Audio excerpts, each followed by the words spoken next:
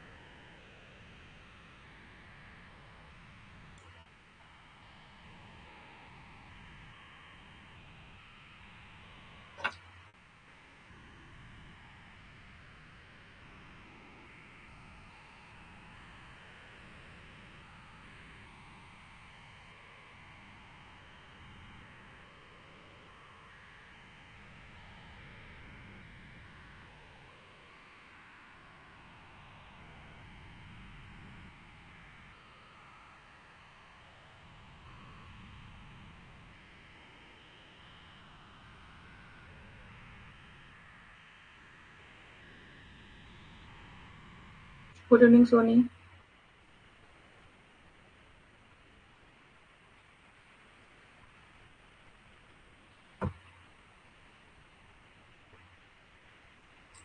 चलिए फिर आज की क्लास हम लोग शुरू करते हैं, ठीक है।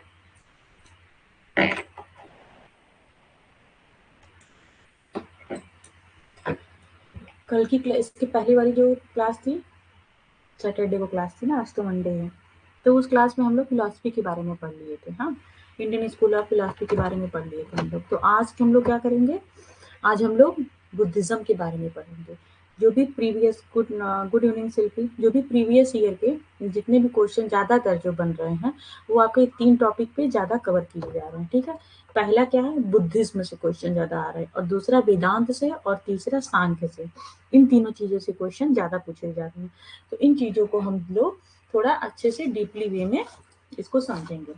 जो बुद्धिज्म और वेदांत है ये तो काफ़ी बड़ा है, मतलब थोड़ा टाइम लगेगा इसमें। हम लोग कम से कम एक एक दिन हम लोग को इसके लिए देना पड़ेगा, तो ही मतलब हर चीज उसकी जो है अच्छे से कवर हो पाएगी।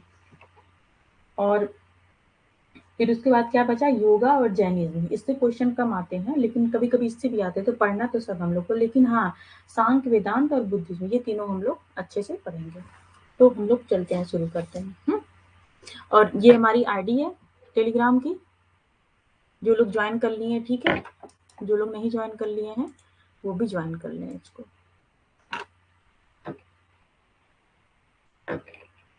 This is my ID.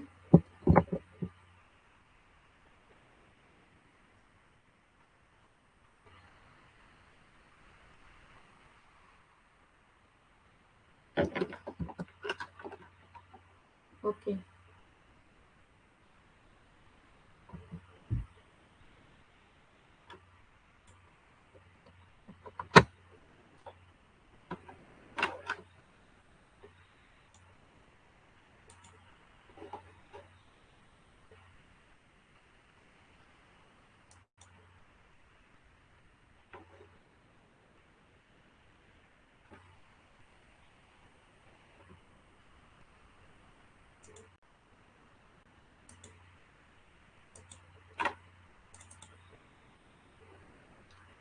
शिल्पी आप लोग क्लास में रोज आया करिए, ठीक है। और जो ये फिलॉसफी वाला चैप्टर चल रहा है ना, यूनिट फर्स्ट जो चल रहा है, ये काफी टफ है। तो इसमें अगर आप हम लोग रोज रहेंगे क्लास में तो ज्यादा अच्छा रहेगा उसके लिए।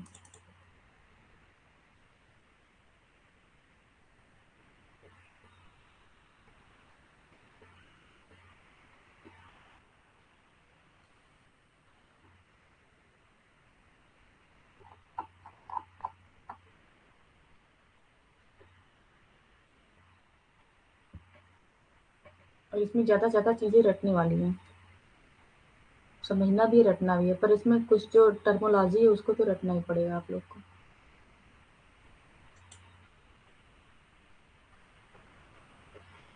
शिक्षा के उद्देश्य, इसका एक पॉइंट बचा भी था वैसे।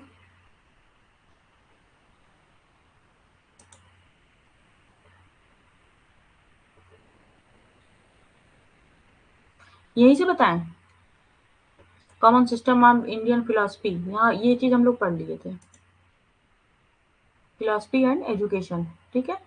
इसके बारे में बात करते हैं। तो अलग अलग शिल्पी बताएगा यहीं से कि और कहीं से?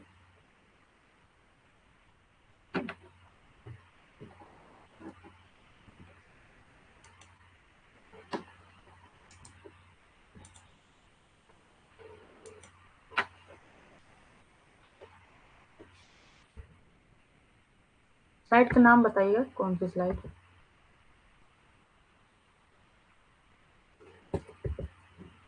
ऑर्थोडॉक्स और हेट्रोडॉक्स, इसके पीछे की ये स्लाइड है। तो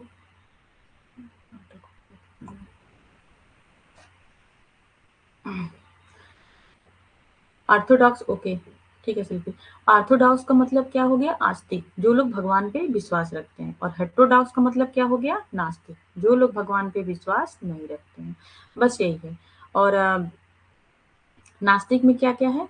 हेट्रोडॉक्स में तीन चीजें हैं। एक लाइन डिवीजन है, ये वाला 9 जो डिवीजन है, स्कूल्स ऑफ इंडियन फिलोसफी। तो ये बस स्कूल का नाम दिया गया, कौन कौन से स्कूल हैं इंडियन फिलोसफी में, और इसका आप लोग, और ये जो स्कूल है वो किसने दिया है उसको, ठीक है। बस, और उसके बारे में ये आप लोग को याद ही करना पड़ेगा। इसमें न्याय दर्शन किसने दिया है? अक्षपाद गौतम ने दिया। बस यही, बस याद ही करना, इसमें कुछ समझाना नहीं है। और महर्षि कणाद का कभी कभी क्वेश्चन आ जाते हैं, वैशेषिक प्रणाली का दिए थे। कपिल मुनि ने क्या दिया था? सांख्य दर्शन दिया था। पतंजलि ने क्या दिया था? योग दिया था। जैमिनी ने क्या दिया था? मीमांसा दिया था। बादरायण ने क्या दिया था? व्यास दिया था। गौतम बुद्ध ने क्या दिया था? बुद्ध प्रणाली। इसमें से जो कुछ है वो हम लोग को पढ़नी है। महावीर स्वामी के जैसे हम लोग को जैन प्रणाली पढ़नी है आपके सिलेबस में, गौतम बुद्ध का हम लोग को बुद्ध प्रणाली पढ़नी है। और चारवाक का चारवाक प्रणाली, इसे ये सिर्फ इसको पढ़ना नहीं है, ये आपके सिलेबस में नहीं, पर इसी से क्वेश्चन आ गया था। हाँ, जैमिनी की मीमांसा, पतंजलि का योग, ये भी पढ़ना है। पतंजलि का योग पढ़ना है, कपिल मुनि का शांग पढ़ना है हम लोग को। हाँ, ये सब चीजें पढ़ना है। तो ये जो इंडियन स्कूल है उसको बेसिकली 9 भागों में डिवीजन किया गया है। जो फिलॉसफी है वो दो तरीके से डिवाइड हुई है। पहला क्या है? वेस्टर्न फिलॉसफी, और दूसरा क्या हो गया? Indian philosophy. जो वेस्टर्न फिलॉसफी है उसको भी आगे हम लोग अभी पढ़ेंगे, उसमें भी थोड़ी थोड़ी चीजें पढ़ेंगे। और अभी हम लोग इंडियन फिलॉसफी की शुरुआत किए हैं। वेस्टर्न फिलॉसफी में क्या क्या? आइडियलिज्म है, प्रैग्मेटिज्म है, एग्जिस्टेंस है, हाँ ये सब चीजें, नेचुरलिज्म है, ये सब आपकी वेस्टर्न फिलॉसफी में है। और इंडियन फिलॉसफी में ये बाकी 9 स्कूल है, 9 स्कूल्स ऑफ इंडियन फिलॉसफी। ये आप लोग एक बार जरूर इसको पढ़ लीजिए। ऑर्थोडॉक्स हेटेरोडॉक्स का जो भी मैं बता दी। हाँ, आस्तिक और नास्तिक, कौन भगवान को मानता है? भगवान और प्लस वेद दोनों का होगा। क्योंकि जो एक और दर्शन था यहाँ पे है मीमांसा, मीमांसा और सांख्य जो है, ये दोनों क्या है? गॉड को नहीं मानते हैं, कि गॉड ने भगवान को नहीं बनाया है। लेकिन ये लोग वेद को मानते हैं, इसलिए तब भी ये लोग ऑर्थोडॉक्स में आते हैं। ऑर्थोडॉक्स का मतलब है कि जो वेद और भगवान दोनों को माने, तो ऑर्थोडॉक्स में आ जाएगा। जो नहीं मानता है वो हेट्रोडॉक्स है। तो हेट्रोडॉक्स में 3 ही है, चारवाक है, जैन है और बुद्ध है, 3 है लोग हेट्रोडॉक्स में आते हैं। ये हो गया common system of Indian philosophy. Indian philosophy का क्या सिस्टम है, ठीक है। रियलिटी की बात करती है, रियलिटी ऑफ द वर्ल्ड की बात करती है, खुद की रियलिटी के बारे में बात करती है, कर्मा के बारे में बात करती है, ठीक है। देखिए यहाँ हिंदी भी है और यहाँ इंग्लिश भी है।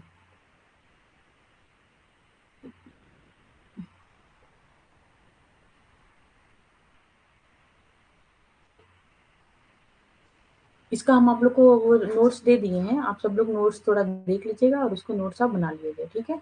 बंधन की बात होती है, मुक्ति की बात होती है कि मुक्ति कैसे मिलेगी, जो बंधन, उस बंधन में हम लोग कैसे बंधते जा रहे हैं, हाँ।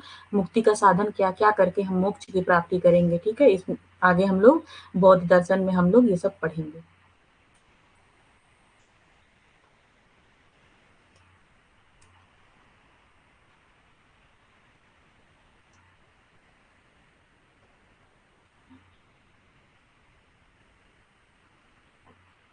बार-बार ये डिस्टर्ब कर रहा है।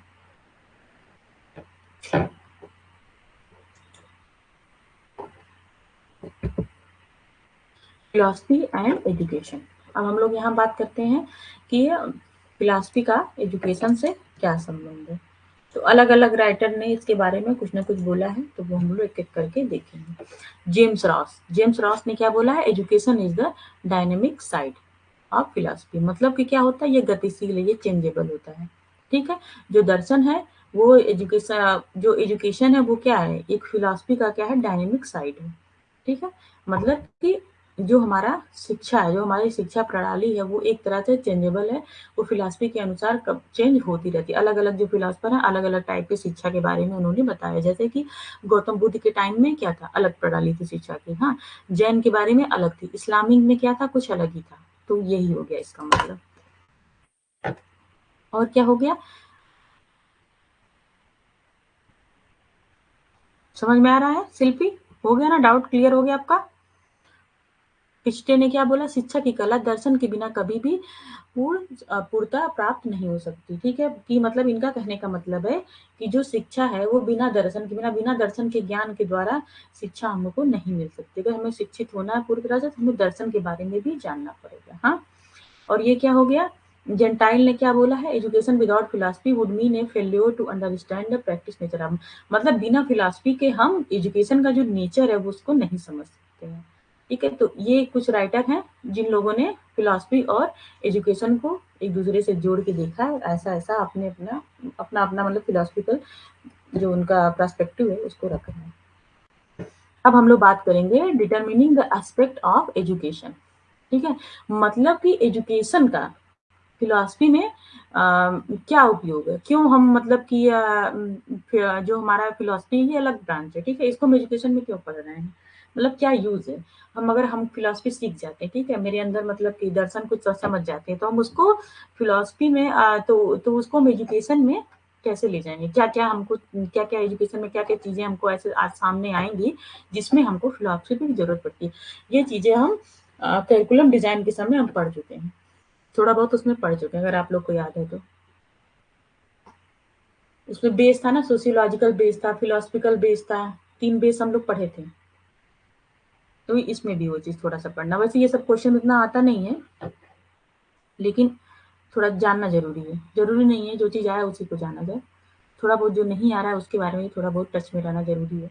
कभी हो सकता आ ही जाए, किसी और एग्ज़ाम में पूछ लिए। हुँ।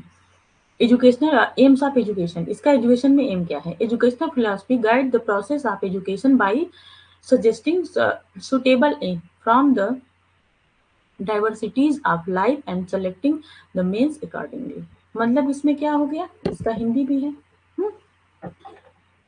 आप लोग हिंदी पढ़ लीजिए, इंग्लिश पढ़ लीजिए, ठीक है। शैक्षिक दर्शन जीवन की विविधता से उपयुक्त लक्ष्यों को सुझाव देकर और तदनुसार साधनों का चयन करके शिक्षा की प्रणाली का मार्गदर्शन। मतलब यही है कि जो फिलॉसफी है वो हमारे एजुकेशन का एक तरह से मार्गदर्शन करता है हर चीज में, पाठ्यक्रम बनाने में भी करेगा, और जो शिक्षा के एम्स और ऑब्जेक्टिव डिसाइड करना उसमें भी हमको फिलोसफिकल तौर से देखना पड़ेगा, ठीक है। इसका मतलब यही हुआ, करिकुलम में क्या हुआ, यही वाला हम लोग पढ़े थे, करिकुलम वाला। Curriculum philosophy,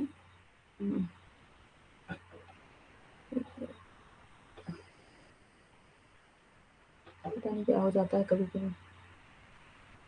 curriculum educational philosophy health curriculum design, ठीक है? करिकुलम डिज़ाइन करते समय या कंस्ट्रक्ट करते समय या डेवलप करते समय कुछ भी बोलिए, उसमें हमको फिलॉसफी की ज़रूरत पड़ती है, क्योंकि बाय फिलॉसफी ये हम जान पाते हैं कि what is the need and interest of the child. मतलब कि उसका फिलॉसफिकल इंटरेस्ट क्या है, उनका नीड क्या है, उनका साइकोलॉजिकल नीड क्या है, उसका साइकोलॉजिकल इंटरेस्ट क्या है। ये चीज़ें हम फिलॉसफी के थ्रू ही जान पाते हैं। करिकुलम अगर हमको डिज़ाइन करनी है, तो ये सब चीज़ों का भी ध्यान रखना पड़ेगा, जो कि आपके यूनिट 5 में ये दिया गया है।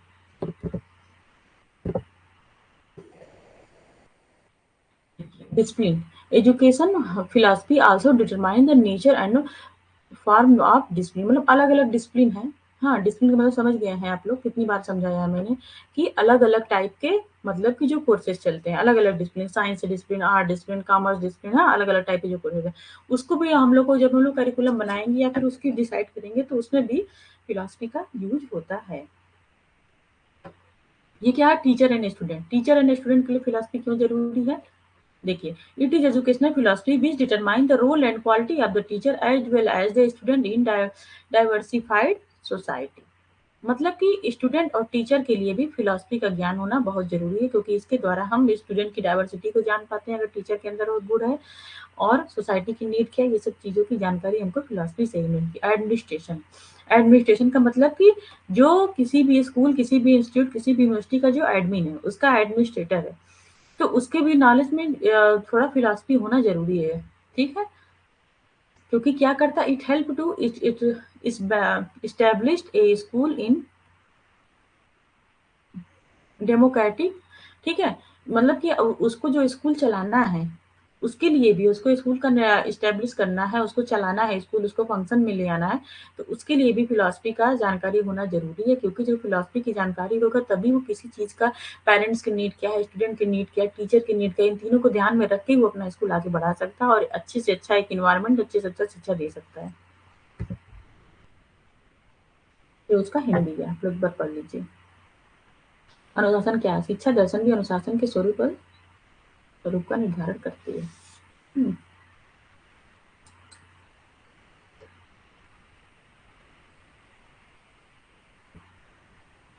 चलिए, ये यहाँ पे खत्म हो गया।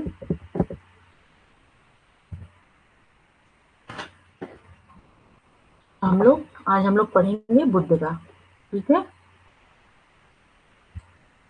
आया समझ में? कौन-कौन है क्लास में? समझ में आ गया? आज हम लोग बुद्ध के बारे में पढ़ेंगे, थोड़ा-सा डीपली पढ़ना है इसको, तो आप सब लोग पढ़ें।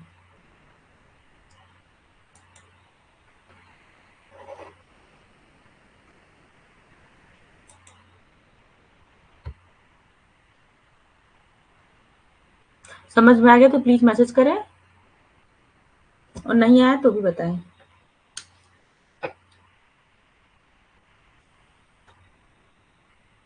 क्लास में जो लोग हैं, वो लोग थोड़ा एक्टिव रहा करें, क्योंकि आप लोग मुझे बताएँगे नहीं तो मुझे पता कैसे चलेगा?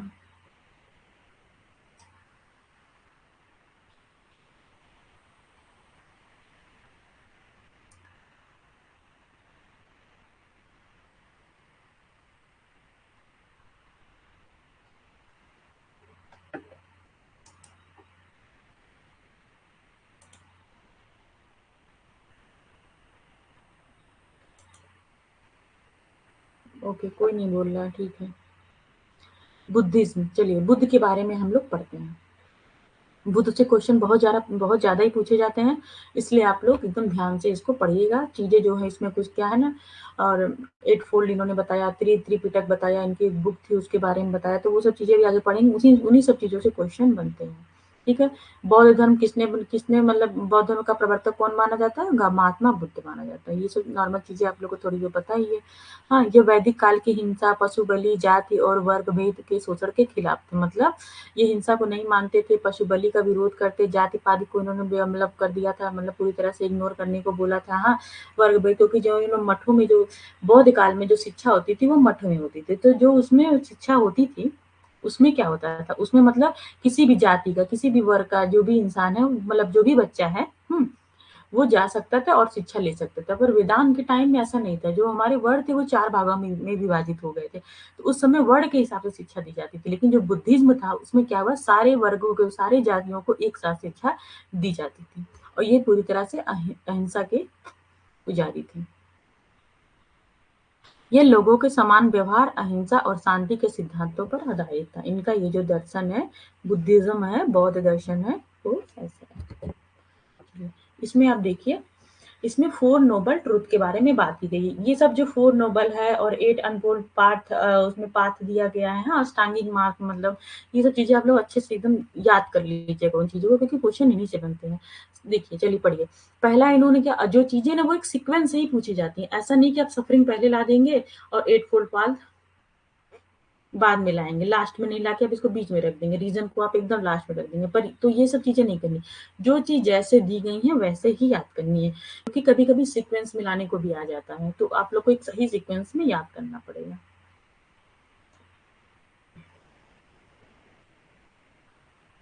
सफरिंग, सफरिंग का मतलब क्या होता है? दुख। सफरिंग, ठीक है। सफरिंग का मतलब हो गया दुख, हो गया। और रीजन का मतलब क्या हो गया? दुख का कारण।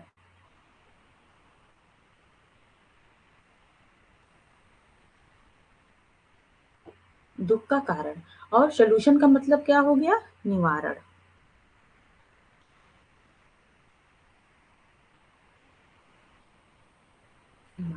और 8 फोल्ड पाथ का ही मतलब हो गया अष्टांगिक मार्ग।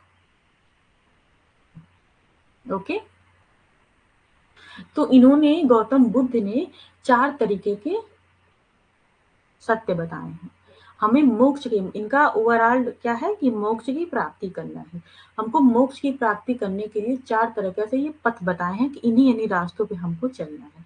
पहला क्या है? सफरिंग। सफरिंग का मतलब है दुख। अगर हमें किसी चीज का दुख हुआ तो फिर उसके बाद क्या आएगा? उसका रीजन, दुख का कोई कारण ही होगा ना।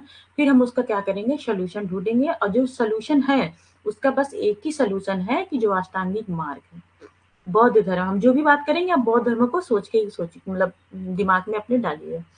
पहले क्या आएगा? पहले दुख आएगा। जैसे कि मेरे पास कोई भी दुख आ गया, हाँ, क्या दुख लिया जाए हम लोग? किसी भी टाइप का आप दुख ले लीजिए, हाँ। आपका आपका कोई इमोशनल, कोई भी घर की कोई प्रॉब्लम, इमोशनल प्रॉब्लम कुछ भी है, आपका कोई दुख है, ठीक है, आप कोई परेशानी हो रही है, इमोशंस आपके ठीक से नहीं काम कर रहे हैं, तो उसका कुछ ना कुछ कारण होगा कि किसी वजह से वो आपको दुख आ रहा है, और उसका कुछ ना कुछ सोल्यूशन होगा। तो क्या सोल्यूशन है उसका? उसका सोल्यूशन ही है अष्टांगिक मार्ग। तो पहले दुख है, फिर दुख का कारण होगा, फिर उसका निवारण होगा, हम सोल्यूशन खोजेंगे, उसका सोल्यूशन ही क्या है? 8 फोल्ड पाथ चाहिए। ओके, ये आ गया। तो आप लोग इसको एक सीक्वेंस में याद करिएगा, suffering, reason, solution and 8 fold path. यही है 4 नोबल ट्रूथ। ऐसे करके क्वेश्चन आ जाता है कि बुद्ध का 4 नोबल ट्रूथ क्या है। अब हम लोग बात करेंगे जो 8 नोबल पाथ के बारे में उन्होंने बताया है, उसको हम लोग वन बाय वन करके समझेंगे।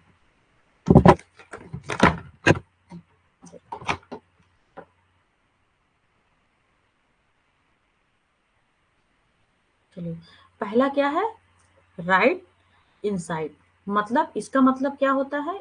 इसका मतलब होता है सम्यक दृष्टि। जितने भी आपको अनफोल्ड ये नाइट, अरे 8 नोबल पाथ मिलेंगे, सब में आपको सम्यक सम्यक देखने को मिलेंगे। सम्यक का मतलब होता है कि सही, सही दृष्टि। मतलब क्या है? जो हमारे देखने का नजरिया है वो क्या होना चाहिए? वो हमेशा सही होना चाहिए। इनका कहने का मतलब यही है। और उसके बाद दूसरा क्या हो गया?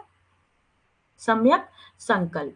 मतलब कि मानसिक और नैतिक जो हमें विकास करना है उसका हमको पहले की सही तरीके से एक संकल्प लेना चाहिए।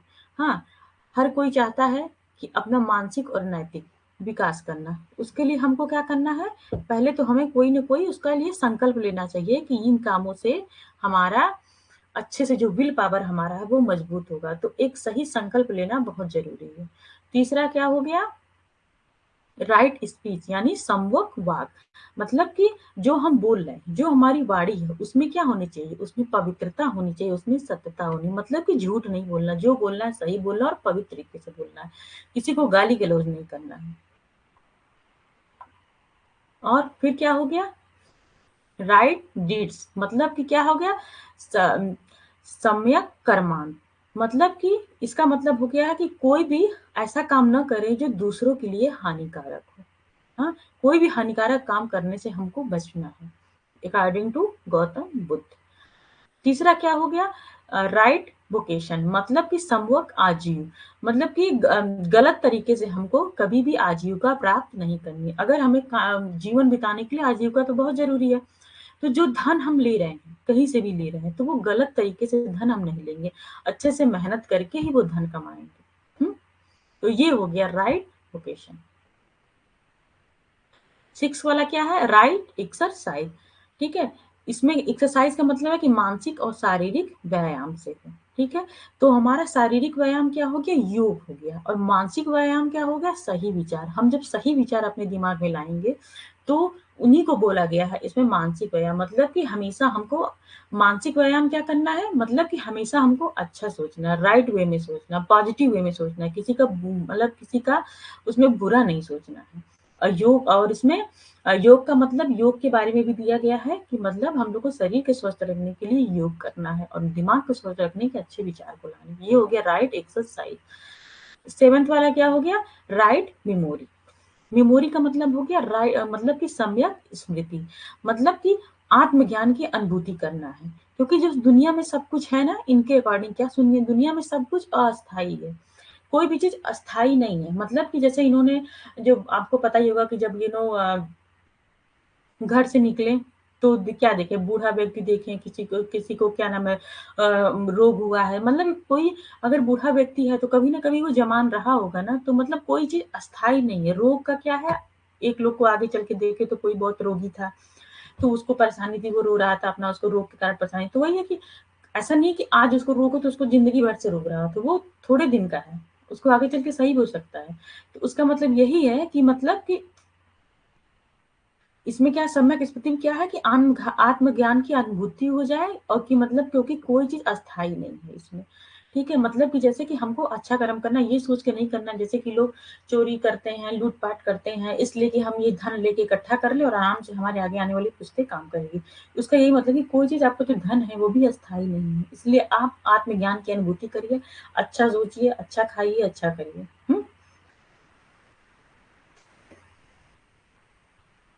लास्ट वाला क्या हो गया? राइट मेडिटेशन, मतलब कि सम्यक समाधि। सम्यक समाधि का मतलब क्या है कि ध्यान, कि ये ध्यान की वो अवस्था है जिसमें मन और मन की जो मन जो हमारा है वो पूरी तरह से स्थिर हो जाता है, मतलब कि इसकी चंचलता जो है वो समाप्त हो जाती है।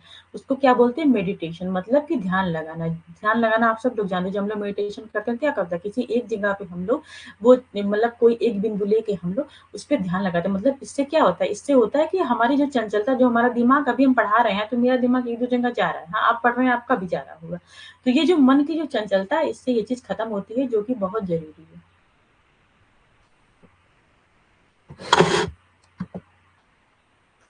ये इन्होंने दिए थे 12 नोबल लिंक भी दिए थे, हाँ।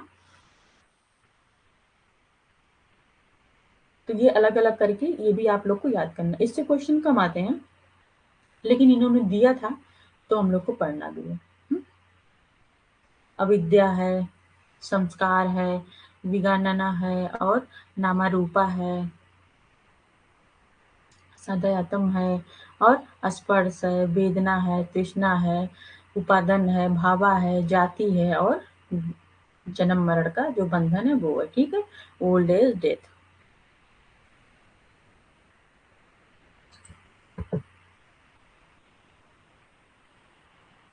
चलिए, अब हम लोग बात करेंगे त्रिरत्न के बारे में, हाँ। गौतम बुद्ध ने 3 रत्नों के बारे में बताया, जैसा कि आप सब लोग को पता होगा, ये बहुत ही मतलब फेमस है, हाँ। बोलते हैं ना, बुद्धम शरण गच्छामि, हाँ, धम्मम शरण गच्छामि, संगम शरण गच्छामि, मतलब कि बुद्ध के शरण में जाइए, संघ के शरण में जाइए और धम्म के शरण में जाइए। 3 रत्न बताए हैं गौतम बुद्ध ने। तो अगर त्रिरत्न से क्वेश्चन आ गया तो यही तीनों आपको बताना पड़ेगा। ये एक तरह से मुक्ति का मार्ग है, बुद्ध के शरण में जाइए आप। मतलब कि बुद्ध के शरण का मतलब है, अब तो बुद्ध है नहीं, उनके शरण में कहाँ से जाएँगे? उनका मतलब है बुद्ध ने जो शिक्षा दी है, जो-जो अपने बारे में, जो अभी इसके पहले बारे में लोग बोले कि दुःख है, दुःख का कारण है, दुःख का निवारण है और उसके अष्टांगिक मार्ग, मतलब कि जो उनकी शिक्षा है उस पे आप चलिए। अष्टांगिक मार्ग जो हम लोग पढ़े हैं आप। ये हो गया बुद्ध के बारे में, ठीक है ना? कि बुद्ध त्रिरत्न जो है इसके, कि बुद्ध के शरण में जाइए, मतलब कि जो बुद्ध की जो नॉलेज है उस जो उन्होंने दिया है उस रास्ते पे चलिए। दूसरा क्या है, संघ को अपनाइए, संघ के जो विचार हैं उसको अपनाइए और उसके रास्ते पे चलिए। और धम्म का जो है उसके रास्ते पे आप लोग चलिए।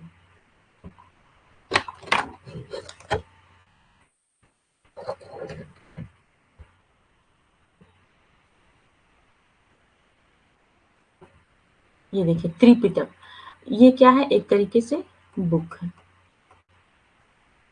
ये बौद्ध धर्म की बुक है। बौद्ध धर्म के प्राचीनतम ग्रंथ है जिसमें भगवान बुद्ध के उपदेश संग्रहित है। एक तरह की बुक है जिसमें भगवान बुद्ध ने जो उपदेश दिए हैं वो संग्रहित है। मतलब किसमें, ये पाली भाषा में लिखा गया है और अन्य भाषा में भी अनुवादित है। ये पहले पाली भाषा में लिखा गया और बाद में जब उनके अनुयायी हुए ढेर सारे लोग अलग अलग जगह, क्योंकि जो बौद्ध धर्म है सिर्फ इंडिया का नहीं है, बहुत ज्यादा इसका विषय, तो पूरे विश्व में ये जो धर्म है ये फैला हुआ है। तो जैसे कि ये धर्म चाइना में भी फैला हुआ है। तो जो ये जो बुक है वो यहाँ तो पाली धर्म में लिखी गई, हाँ, लेकिन चाइना वाले क्या पाली धर्म तो समझेंगे नहीं, तो वो चाइनीज में ही समझेंगे। तो ये उसमें भी अनुवादित है। इसमें 3 पिटक है, मतलब बोल सकते हैं 3 तरीके का इसका बुक है। हाँ, 3 तरह की इसको तिजोरियाँ मानी गई है। विनय पिटक है, सुत्ता पिटक है और अभिधन्य पिटक है। ये 3 तरह की बुक है, ये तीनों आप लोग को याद करनी है। इसको अगर सीक्वेंस में भी नहीं याद करेंगे तो भी चल जाएगा, विनय पिटक, सुत्ता पिटक, अभिधन्य पिटक। जो बौद्ध धर्म है वो 2 संप्रदाय में बटा है। ये आप लोगों को भी पता ही होगा, महायान और हीनयान। कोई क्लास में है क्या? सोनी शिल्पी क्लास ज्वाइन करके कहाँ चले गए? हाँ, श्रीलंका में भी है। श्रीलंका में तो अलग भाषा चलती है ना, शायद वहाँ बांग्ला भाषा चलती है। हम लोग के यहाँ की बांग्ला नहीं चलती, वो अलग टाइप की बांग्ला चलती है। वहाँ की बांग्ला थोड़ी दूसरी है यहाँ से, तो वो भाषा नहीं लिखे होंगे। अब हम लोग पढ़ते हैं महायान और हीनयान। जो महायान होते हैं,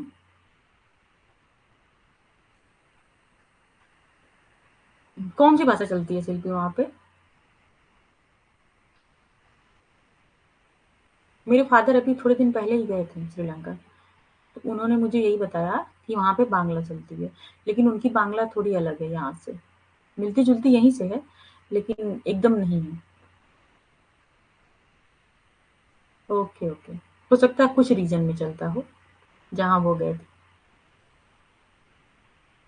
ओके, ठीक है। आप लोग को जानना होगा तो एक बार गूगल भी कर लीजिएगा। हाँ, मुझे कन्फर्म नहीं है उतना। एक होता है महायान, दूसरा होता है हीनयान। चलिए तो एक-एक करके पढ़ते हैं कि महायान और हीनयान में क्या-क्या है। जो महायान होते हैं वो believe that Buddha will be born again. Mahayana जो होते हैं वो इसमें विश्वास करते हैं कि बुद्धा फिर आएंगे, दोबारा जन्म लेंगे। और जो हीनयान है, Buddha will never be born, वो बोलते हैं कि जो बुद्धा है वो कभी भी मतलब रीबर्थ में ये विश्वास नहीं करते। और ये क्या होते हैं, ये रीबर्थ में विश्वास करते हैं। ये रीबर्थ में विश्वास करते हैं और ये नहीं करते हैं। हाँ, एक आप लोगों ने सुना होगा बुद्धि सत्ता।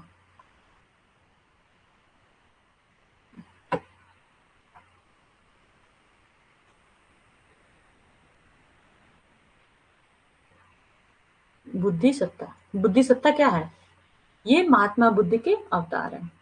महात्मा बुद्ध का जो अवतार है उसको बोला जाता है बुद्धि सत्ता।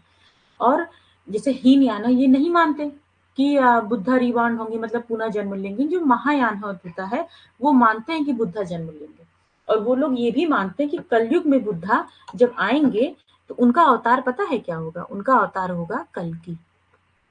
ठीक है, क्वेश्चन आ सकता है क्या पता कि जब बुद्धा कलयुग में अवतार लेंगे तो वो कल्कि उनको बोला जाएगा। और जो इसके पहले लिए थे उसको क्या बोला गया था? बुद्धि सत्ता। लेकिन जो आने वाले कलयुग में अवतार लेंगे उसको कल्कि बोला जाता है। कल्कि मतलब बोला जाएगा जब वो अवतार लेंगे। और जो ये आएंगे कलयुग में कैसे आएंगे? वो घोड़े पे बैठ के आएंगे। ठीक है, तो ये भी चीजें आप लोग नोट कर लीजिएगा कि बुद्धि सत्ता, इनका अवतार जो है वो बुद्धि सत्ता है। लेकिन जो कलयुग में होगा वो क्या होगा, कल्कि बोला जाएगा और वो हार्स पर बैठ के आएंगे। ऐसा महायान मानते हैं। और हीनयान तो रिजेक्ट कर दिए हैं कि रिबॉर्न नहीं है। ठीक है। इसमें लैंग्वेज क्या है? संस्कृत। इन लोग की लैंग्वेज क्या है? पाली। वर्सेस बुद्धा इन आइडल फॉर्म। ठीक है। और ये जो बुद्धा की वर्शिप क्या करते हैं? आइडल। बुद्धा का मतलब कि जो स्टैचू है उसको ये लोग पूजा करते हैं, जो महायान है। पर जो हीनयान है वो क्या बोलते हैं? Buddha was not a intellectual, Buddha was an intellectual, मतलब नॉट गॉड। मतलब कि ये मानते हैं कि जो बुद्धा है,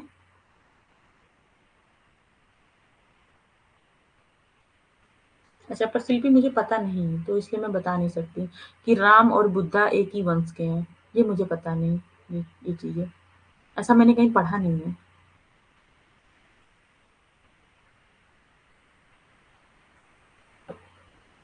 ठीक है। तो जो बुद्धा है इनका ये लोग बुद्धा की जो बौद्धिक चीजें हैं उसकी पूजा करते हैं, ये नहीं मानते हैं। ठीक है। इनका आइडल फॉर्म में ये पूजा, मतलब मूर्ति पूजा ये नहीं करते हैं। कंसिडर्ड ग्रेट व्हीकल, ये क्या कंसिडर करते हैं? मतलब एक जो नाव है, इसमें एक नाव से इसकी तुलना की गई है, बड़ी नाव। इसका क्या करते हैं? जो जीवन है वो क्या है? एक छोटी नाव है। ठीक है। यही हो गया कंसिडर ग्रेट व्हीकल, मतलब कि जो हमारा भवसागर है और ऊपर जो समुद्र समुद्र है उसमें हमारा जो शोल है वो क्या है? एक बड़ी नाव है उसमें। ये ऐसे करते हैं। और इनका क्या है कि वो क्या है? वो छोटी नाव है। जरूरी नहीं है कि जो वीडियो यूट्यूब पे बनती है वो सही ही हो, ये भी बात है। कहीं कोई चीज रिटन फॉर्म में हो, जो बड़े बड़े ग्रंथ है इस सब में लिखा गया है, तो फिर ठीक है। बाकी वीडियो पे तो लोग ऐसे ही ज्ञान देते रहते हैं यूट्यूब पे।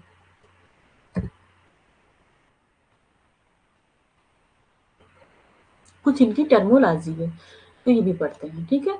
No existence of soul and God.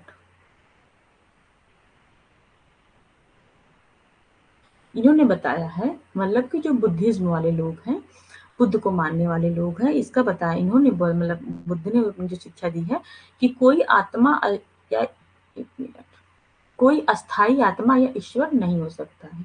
बौद्ध दर्शन में ईश्वर का स्थान कर्म और सार्वभौमिक सिद्धांत पर लेगा। जो बौद्ध धर्म है वो आत्मा और ईश्वर को नहीं मानता है। वो क्या मानता है? ओवरऑल किसको मानता है? डॉक्ट्राइन ऑफ कर्मा, मतलब कि कर्म की प्रधानता होती है। दूसरा क्या है? कर्म और रीबर्थ, मतलब कि वही हो गया कि कर्म को मानते हैं और रीबर्थ को मानते हैं।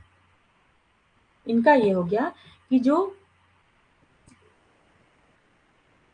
जो व्यक्ति का वर्तमान का जो मतलब जो जो चीजें हमको वर्तमान में हो रही है, अगर मेरे सामने मेरे साथ कुछ वर्तमान में अच्छी चीजें हो रही हैं तो वो हमारे जो पास्ट है उसका कर्म है।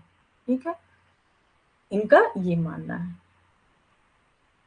इनका मतलब है कि जैसे कि अगर हम पास्ट में कुछ अच्छा काम किए हैं तो वो क्या है? वो हमारे आज का प्रेजेंट हो रहा है। आज हम कुछ अच्छा काम कर रहे हैं तो वो चीज हमको कब मिलेगी? फ्यूचर में अच्छा मिलेगी। और जो चीजें अगर फ्यूचर में नहीं मिल पाई तो वो फिर क्या होगा? जब हमारा रीबर्थ होगा तो अगले जन्म में भी हमको वो चीजें, वो हमारे जो फल है, हमारा आज का जो फल है वो अगले जन्म में भी मिलेगा। मतलब ये पूरी तरह से रीबर्थ में बिलीव करते हैं। इनका एक और टर्म आता है बौद्ध धर्म में, निर्वाणा, कि निर्वाण क्या होता है। बौद्ध धर्म का मानना है कि निर्वाण की प्राप्ति ही जीवन का परम लक्ष्य है। हाँ, निर्वाण का मतलब पता है क्या होता है? मोक्ष। निर्वाण हाँ, अर्थात अज्ञानता के बंधन से निर्वाण का इन्होंने देखिए यहाँ मतलब लिखा हुआ। अर्थात क्या है? अज्ञानता के बंधनों या बंधनों से मुक्ति। मतलब मोक्ष क्या होता है? मोक्ष जब आदमी मर जाता है तो भी उसको बोला जाता है कि मोक्ष मिल गया। और नहीं तो जब धरती पे भी रहता है तो वो कैसे मोक्ष पा? जब वो जन्म मरण के बंधन से मुक्ति पा जाता है तो उसको मोक्ष करते हैं। हाँ, उन्होंने मोक्ष मोक्ष का मार्ग ही बताया है। जो अष्टांगिक मार्ग है वही क्या है? मोक्ष का मार्ग है। अच्छे तरीके से बोला जाए तो वही निर्माण का मार्ग है। हमारे निर्वाण का मतलब मोक्ष का मार्ग है। नॉन वायलेंस, मतलब कि अहिंसा पे इन्होंने बल दिया है। हाँ? अभी आप लोगों ने पीछे भी उसके बारे में पढ़ा कि मतलब पशु बलि या किसी भी तरीके से अहिंसा, किसी भी चीज को मतलब इसमें हानि नहीं पहुंचानी है। Characteristic of Buddha education system. ठीक है। बुद्धा का जो एजुकेशन सिस्टम है उसकी कैरेक्टरिस्टिक्स क्या है? चलिए देखते हैं करके। एजुकेशन इन मठ। मठ इसको बोलते हैं। मोनेस्ट्री का मतलब क्या होता है? मठ। जो बौद्ध धर्म में शिक्षा दी जाती थी वो किसमें दी जाती थी? वो मठों में दी जाती थी।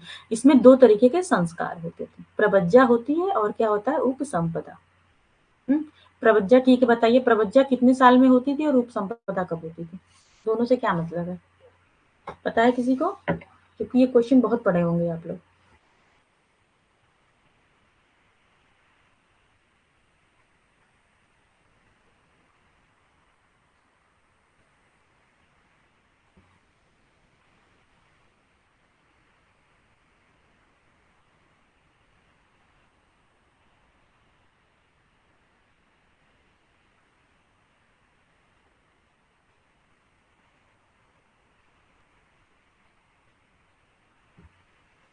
हम्म, वो ठीक है, लेकिन प्रवज्जा का मतलब क्या है इसमें?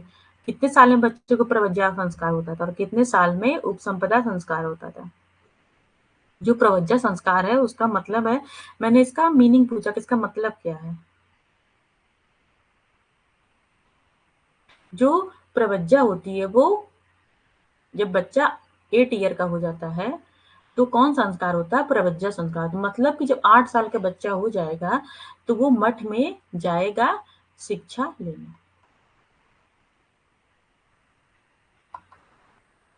ओके, वो मठ में जाएगा शिक्षा लेने, इसी को बोलते हैं प्रवज्जा संस्कार। 8 साल का बच्चा जब स्कूल में शिक्षा लेने जाता है घर से, तो वो जो संस्कार होता है वो होता है प्रवज्जा संस्कार। और उपसंपदा संस्कार क्या होता है कि 12 साल का शिक्षा लेने के बाद जब वो ब्रह्मचर्य जीवन से गृहस्थ जीवन में प्रवेश करता है तो उसका होता है उपसंपदा संस्कार। इसमें क्या है? इसमें दोनों जीवन पे फोकस किया है, ब्रह्मचर्य पे भी किया गया है और इसमें गृहस्थ पे भी फोकस किया। लेकिन जब तक आदमी मठ में रहेगा, जब तक बच्चा शिक्षा रहेगा, शिक्षा लेता रहेगा, तो उसको कौन सा संस्कार उसके अंदर आएगा? मतलब उसको ब्रह्मचर्य का पालन करना है। और आफ्टर 12 ईयर जब वो शिक्षा प्राप्त कर लेगा, 12 साल की जब वो शिक्षा प्राप्त कर लेगा तो उसका हो जाएगा उपसंपदा संस्कार। तब वो गृहस्थ जीवन में जा सकता है, शादी कर सकता है। गुड फिल्पिंग। इसमें एम्स ऑफ एजुकेशन मतलब एजुकेशन का इसमें एम क्या क्या है? निर्वाण मतलब कि क्या है? मोक्ष की प्राप्ति, self realisation. Development of personality, personality का डेवलपमेंट करना। फिजिकल एंड इंटेलेक्चुअल मतलब कि शारीरिक और बौद्धिक विकास करना। रिलीजियस एंड स्पिरिचुअल डेवलपमेंट करना। हाँ, और क्या? और एक इसमें इसमें एक और चीज था, स्प्रेड ऑफ कल्चर। जो इस ये वाला जो था, जो बुद्धिज्म था, इसमें ये बहुत ज्यादा देखने को मिला है। मतलब कि जो भी इसमें मतलब मठ से शिक्षा लिया, फिर जैसे भी बौद्ध की शिक्षा को अगर फॉलो किया तो उसको बोला जाता था कि वो जाके इस शिक्षा का मतलब कि ये जो धर्म है, बौद्ध धर्म है, इसका जाके प्रचार प्रसार करे। जैसे कि इसका क्या था? अशोका, अशोका बहुत बड़े बुद्धिस्ट माने जाते हैं। इन्होंने अपने बच्चों को भेज के बाहर के देशों में, वेस्टर्न कंट्री में जाके जाके इसका प्रचार कराया। और डेवलपमेंट ऑफ एटीट्यूड और नॉन वायलेंस मतलब कि अहिंसा का खात्मा करना, ये सब उनकी शिक्षा से हमको मिलता है। इसमें कैरिकुलम मतलब बौद्ध धर्म में क्या कैरिकुलम था? बच्चों को पढ़ाया क्या गया? डाइंग करना मतलब रंगना होंगना। हाँ, पूरी तरीके से इनका ये था कि रोजगार परक शिक्षा, क्योंकि जब भी कोई ब्रह्मचर्य से मतलब शिक्षा ले रहा है तो ब्रह्मचर्य फॉलो कर रहा है। जब गृहस्थ में जाएगा तो उसको आजीविका चलाने के लिए उसको पैसे की जरूरत होगी ना, तो उसको ऐसी शिक्षा दी जाती थी कि जब वो आगे जाए, जब वो पढ़ के मतलब पास करके निकल जाए, तो उसको ऐसी शिक्षा दी जाए कि वो अपनी आजीविका चला सके। तो उसके लिए क्या था? उसको प्रिंटिंग की भी शिक्षा दी जाती थी, एग्रीकल्चर की शिक्षा दी गई, कॉमर्स की दी, अकाउंटेंसी की शिक्षा दी, हाँ, कॉटेज इंडस्ट्री की शिक्षा दी गई। अलग अलग टाइप की शिक्षा मठों में दी जाती थी ताकि वो अपनी आजीविका बच्चा चला सके। और क्या क्या सिखाया जाता था? योगा सिखाया जाता था, तंत्र सिखाया जाता था, आयुर्वेद के बारे में सिखाया जाता था, वेदांत के बारे में सिखाया जाता था। हाँ, ये सब चीजों के बारे में उसमें सिखाया जाता था बौद्ध धर्म में। अब देखते हैं मेथड ऑफ टीचिंग की बौद्ध धर्म में जो शिक्षा दी जाती थी वो किस मेथड से दी जाती थी। तो ये हो गया मेथड ऑफ द टीचिंग। इसमें कैसी कैसी टीचिंग जाती थी? ओरल टीचिंग दी जाती थी। हाँ, मतलब कि जो गुरु होते थे वो ऐसे ओरल तरीके से, मतलब जैसे अभी हम बता रहे हैं, इस तरह से टीचिंग देते थे। डिस्कशन, मतलब कि डिस्कशन भी होता था कभी-कभी कि बच्चे और के जो भी डाउट्स हैं, चाहे जो चीज़ भी पूछना है, हाँ, तो टीचर और स्टूडेंट में डिस्कशन भी होता था। टूर, उस चीज़ों को मतलब बताने के लिए, घुमाने के लिए लोग ले जाते थे, टूर्स वगैरह, कॉन्फ्रेंस वगैरह भी होता था। इन्हीं के समय में बौद्ध समितियाँ हुई, हाँ, बहुत सारी बौद्ध समितियाँ हुई थी, तो कॉन्फ्रेंस की शुरुआत इन्हीं से हुई थी। और मेडिटेशन, मतलब कि ध्यान भी लगाया जाता था। और इसमें एक आता है वुमन एजुकेशन। वुमन एजुकेशन क्या था कि पहले जो बौद्ध धर्म था, पहले उसमें वुमन एजुकेशन नहीं था,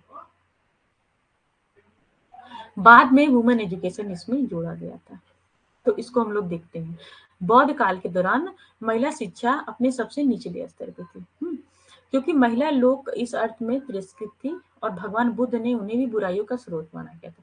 मतलब उनका मतलब ये था कि अगर महिलाएं उसमें मठों में आ जाएंगी तो मतलब कि जो होता है ना, व्यभिचार वगैरह होता है, वो सब शुरू हो जाएगा। जब तक आदमी रहेंगे वो सही से काम करेंगे, महिलाओं के साथ जुड़ने के बाद तो गलत चीजें जो होती हैं समाज में, वो सब चीजें शुरू हो जाएंगी। इसलिए इन्होंने पूरी तरह से जो वुमेन्स को मठों में आने से जैसे होता है ना, प्रवेश में निरोध कर दिया था, मतलब नहीं आना है।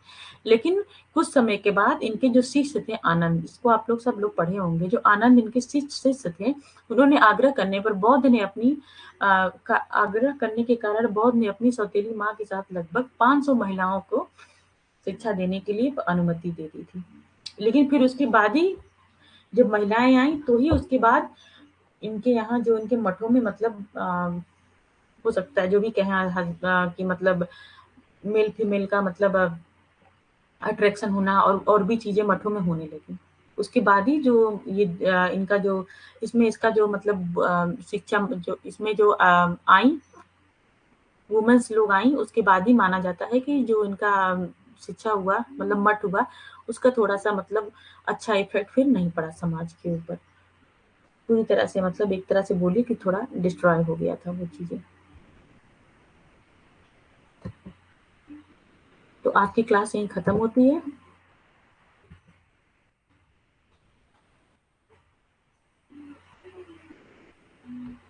ठीक है, कल हम लोग किसके बारे में पढ़ेंगे? कल हम लोग पढ़ेंगे जैन धर्म दर्शन के बारे में। और जैन दर्शन थोड़ा सा ही पढ़ना, मतलब छोटा है, इसमें ज्यादा चीजें पढ़नी है। और कल हम लोग वेदांत के बारे में भी पढ़ेंगे। वेदांत तो एक दिन में कंप्लीट नहीं होगा, तो जैन थोड़ा कल पढ़ेंगे, उसके बाद थोड़ा वेदांत पढ़ेंगे, और वेदांत एक दिन और पढ़ना पड़ेगा। जो ये यूनिट है, यूनिट 1 है, इसमें थोड़ा टाइम लगेगा आप लोग को इसको पढ़ने में, क्योंकि हम धीरे धीरे थोड़ा चल के अच्छे से डीपली में पढ़ते रहेंगे, और बाकी यूनिट थोड़े कम टाइम लगेंगे उसमें। हो गया, समझ में आ गया सबको? आज की क्लास एंड की जाती है यहीं पे। मैसेज करिए, कोई भी अगर डाउट्स है तो मैं बताऊं फिर से।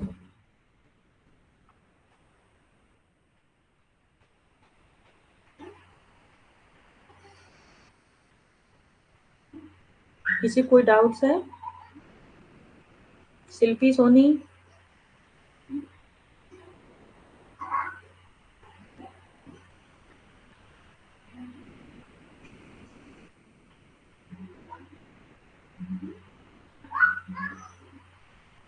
ओके, वेलकम शिल्पी।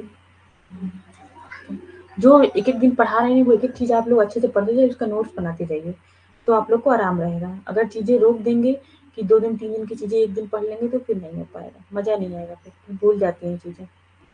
इसलिए 1 घंटे की क्लास है, और लीजिए आप लोग। और परसों से, आज कितनी है? आज तो 3 है ना, परसों से 5 को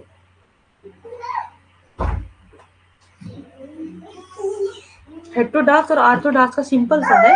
उसमें 3 चीजें आप बस याद करिए, ठीक है? हेट्रोडॉक्स को सिर्फ याद करिए।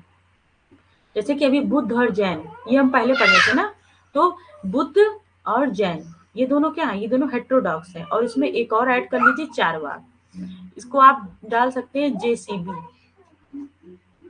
जेसीबी से क्या हो गया? जो हेट्रोडॉक्स है वो जेसीबी है। हाँ, कर देंगे आज वाला। हेट्रोडॉक्स है वो जेसीबी है, और जो बाकी बचे वो क्या है? ऑर्थोडॉक्स है। ये ट्रिक लगा सकते हैं इसमें। J for Jain, C for Charvaka, B for Buddhism. अच्छा लगा ट्रिक? जेसीबी, ये तो नहीं भूलेगा। परसों से क्लास हम लेंगे 10 से 11, 10 से 11 AM। ये क्लासेस कभी-कभी रहेंगी, और जब रहेंगी तो एक दिन पहले ही आपको अनाउंसमेंट कर दिए जाएंगे पिलर फॉर्म के थ्रू। पिलर फॉर्म का जो है उसके थ्रू अनाउंस कर देंगे, हाँ, और टेलीग्राम पे भी बता देंगे कि कभी-कभी क्लासेस रहेंगी इसमें 10 से 11, कभी-कभी क्लास रहेगी, कभी-कभी क्या ज़्यादातर ही रहेगी, कभी-कभी नहीं रहेगी, क्योंकि हम लोग को 15 मई तक सिलेबस कंप्लीट करना है, तो हम लोग को थोड़ा जल्दी चलना पड़ेगा। एक दिन में 2-2 क्लास लेंगे तो ही हो पाएगा। उसके बाद आपका रिवीजन PYQ चलता रहेगा 1 महीने, और 1 महीने हम लोग सिर्फ रिवीजन और PYQ करेंगे, जो भी डाउट्स है सब क्लियर करेंगे उसमें, ढेर सारे PYQ लगाएंगे। ओके, फिर आज की क्लास यहीं खत्म करते हैं। ओके, बाय, गुड नाइट सबको।